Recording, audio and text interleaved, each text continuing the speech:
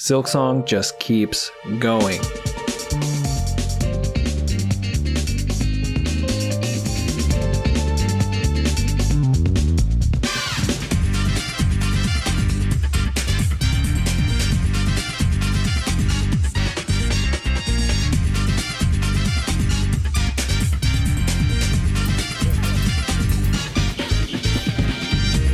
There is so much to do and so many tools, upgrades, and abilities to find that deciding where to start can feel overwhelming. In this video, I'm going to show you the best secrets that I've found and give recommendations to help you decide what area to tackle next. As always, I'll do my best to keep this video spoiler free. No major story spoilers or anything like that, but we will see some NPCs, items, and locations that are found in Act 1 of Silksong. If you enjoy these videos, drop a quick like to support, and let's get started with the early game crests to look for in Silksong.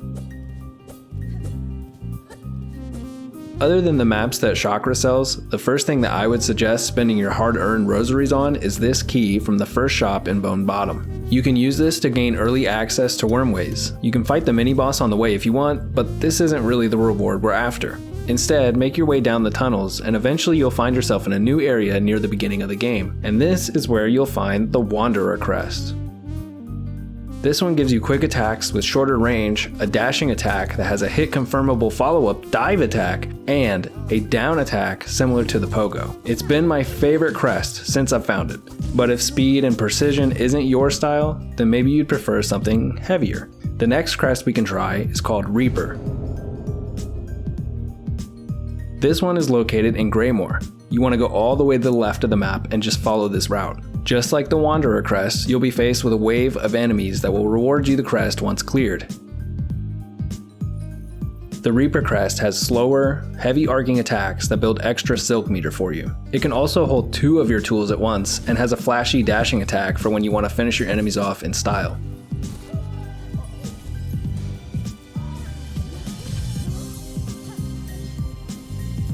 Speaking of style, nothing helps with that better than the abilities that you find in Silksong. I have 3 abilities that you can get very early on if you prioritize them, and honestly, I think everyone should. These help so much and just make the game feel so much better overall. The first is called Swift Step. This ability lets you dash on the ground and in the air by pressing right trigger. And when you hold right trigger, you'll get a full-on sprint. Once you get this, you'll never want to go back to walking. But first, you'll have to make your way through the deep docks from the Marrow to find the upgrade here. If you need a full walkthrough of this, I have it on the end of my previous tips video. Now, after we get our case of the zoomies, we can continue to the right of the docks into Farfields. The next ability we're going after lets us hit the brakes and just float around, which pairs up nicely with our newfound speed boost. This is actually just an upgrade to our cloak that we can find here in the bottom right area of Farfields. To get this upgrade, you'll need to finish a quest that requires you to eliminate some Hoker enemies as materials for crafting. It's a small ask for such a lifesaver of an upgrade. This cloak also lets you finally make use of the updrafts, which will open up more areas for you to explore. We have one more mobility ability, try saying that 5 times fast, that will just make life so much easier, and that is the Clean Grip. This basically functions as a wall jump, and it can be found in Shellwood at this spot. Now at this point our movement is looking pretty nice, but we're still kind of weak. Let's grab some new tools and upgrade their strength while we're at it.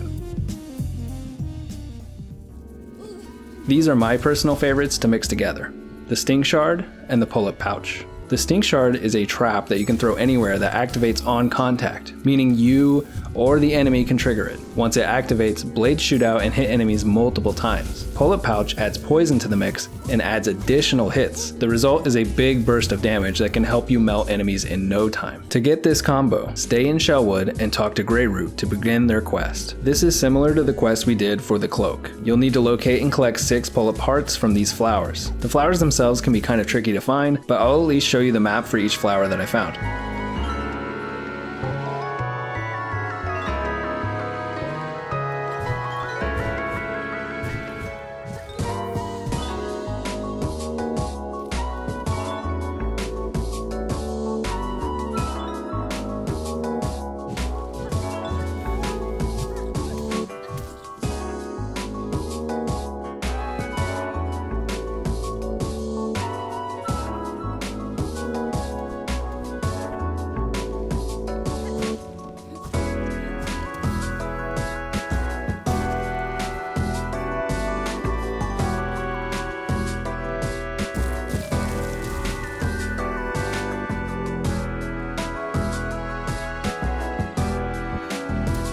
Once you've got all of them, just turn them in and collect your reward. Alright, now the Stink Shard is purchasable in Deep Docks at the Forge Daughter shop. You will need craft metal to have her make it though. Luckily, we can find that at the first shopkeep of the game, Peb, and another one here in Deep Rocks, behind this locked door. Now if you use your key like I said on Wormways, you can get it the way I did with this hidden path from Farfields. Once you've got it though, just head to a bench and equip your new gear. Let me know if you try this combo and if you actually enjoy it, because I love it. Oh, and by the way, did you know that you can increase the quantity and damage of your tools? To do this, we need to collect the crafting kit, which is purchasable from our old friend, the Forge Daughter. Once you've got that, you can get your upgrades by completing this target practice game with Lottie. And by doing another collection quest for Gregory at the halfway home. For this one, you can keep respawning the birds at the top of the halfway home or just continue up here to fight more of them all at once. But once you've got these upgraded, you'll be able to throw more of your red tools and they'll hit harder too. Okay, so now that we're stronger, let's end the video with some more exciting new moves. The first is a silk skill that is found all the way on the top right of Greymoor. Now, this area can suck early on, but if you've collected the other upgrades and abilities, it won't be so bad. I went here really early and had a pretty bad time, and judging by the comments on my tips videos, I think other people did the same. So hopefully this video has spared some of you from being tormented by these evil birds. The move we're gonna get is called Silk Storm. It's a large attack that hits all around you and is really powerful. It's a great get off of me type move for when you're getting mauled by birds. And it's a really strong option against bosses, especially when you use the cocoon strat I showed in the first tips video. Okay, so our final upgrade I've got to show you is actually a new crest. And if you're also a fan of Bloodborne, I think you'll like this one a lot. The Beast Crest gives you a new savage attack style. And the coolest thing about this crest is its lifesteal ability.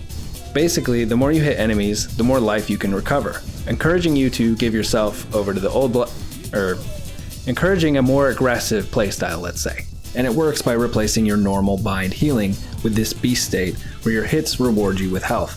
So you risk gaining less health than usual, but you can also gain much more depending on how well you play. It's just overall a very, very cool crest and really fun to play with.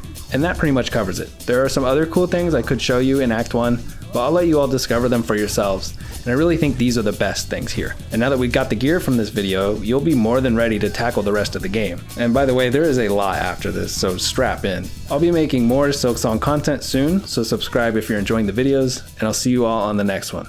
Thanks for watching. Faridula si manette, doni point à volinette, pina sans mi manicette, d'un enfant sur